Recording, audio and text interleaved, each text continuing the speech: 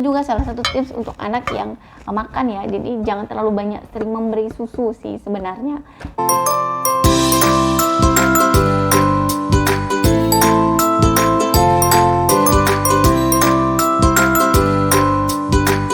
Hai, assalamualaikum, selamat datang di channel Salmawati Ade. Nah, kita ketemu lagi ya. Sebelumnya saya sudah membahas beberapa macam review susu.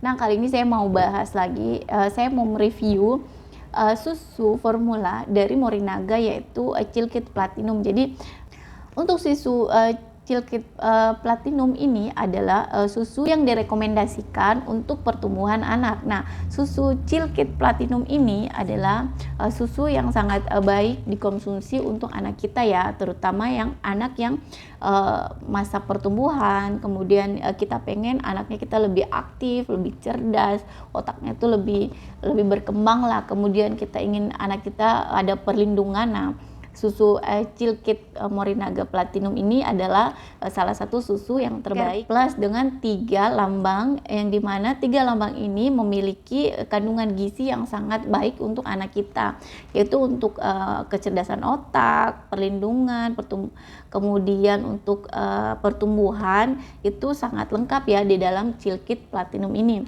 Nah, 3 tahun ya untuk anak yang selesai ASI atau yang melanjutkan itu pakai susu ini juga bisa, karena ada kandungan gizinya yang namanya itu alfa lactabumi, itu rasanya mirip ASI. Nah, ini susu ini sangat baik, salah satu itu membuat anak kita itu lebih cepat lebih kenyang lah setelah minum susu ini tuh dia itu lebih kenyang. Jadi saat pemberiannya itu dibarengi diatur jaraknya dengan makan, misalnya sarapan pagi, jadi siangnya jam 10 atau jam-jam 10 itu 2 jam sebelum makan itu baru diberikan susu. Karena kenapa?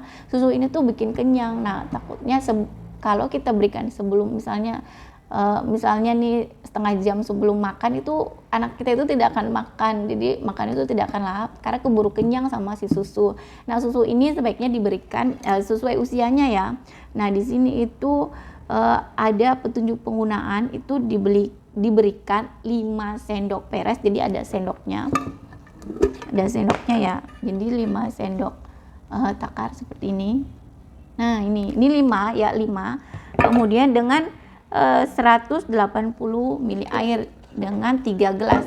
Nah, kalau saya biasanya Queen itu saya berikan di jam-jam ngemil. Jadi di jam-jam ngemil. Jadi kalau pagi makan dia jam setengah 7, jam 8. Nah, jam-jam 10 itu saya beri susu itu 180 ml itu di jam-jam 10. Jadi sambil makan cemilan sambil minum susu. Nah, makannya itu di jam 12 atau jam 1 itu baru makan siang. Kemudian sore setengah 4 atau jam-jam 3 saya beri lagi susu. Tapi bukan susu ini ya, jadi saya berinya yang Morinaga yang Cilgo, jadi itu suka. Kemudian tapi kalau untuk takar ini ya, jadi aturan minumnya itu sore hari itu beri lagi. Kemudian itu jam-jam ngemil, sambil dibarengi juga makan buah-buahan.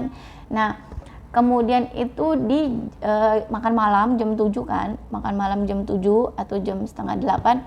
Nah, berinya lagi tuh di saat dia mau tidur. Misalnya dia mau tidur, biasa kan anak itu kalau sudah satuan ke atas itu tidurnya sudah mulai tidak beraturan.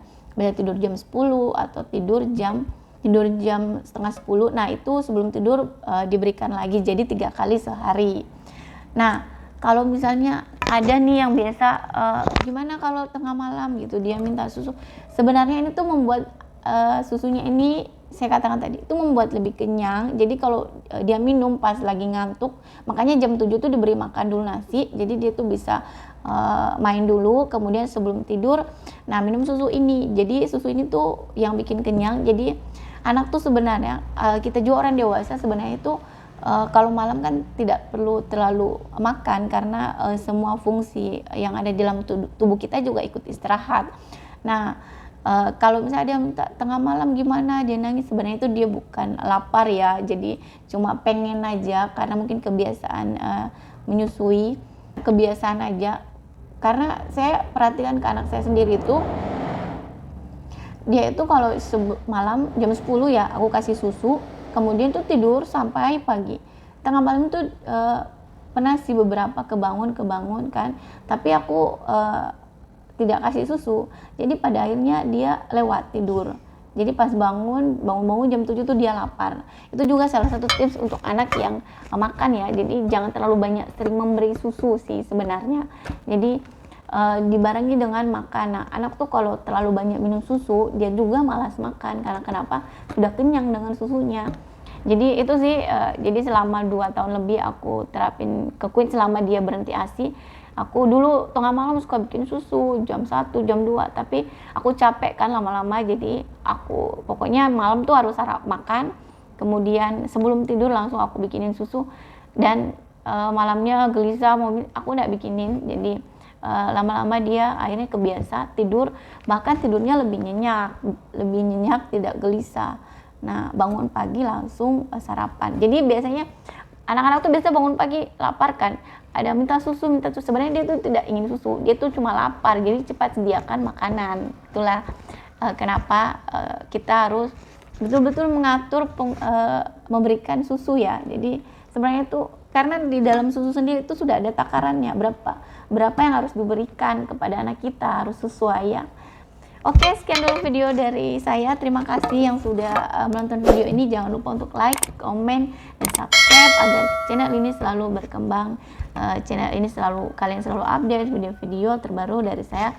Dan jika kalian ada menambahkan informasi nilai gizi atau informasi dari pengalaman kalian, itu boleh di-share di kolom komentar ya. Oke, terima kasih. Assalamualaikum.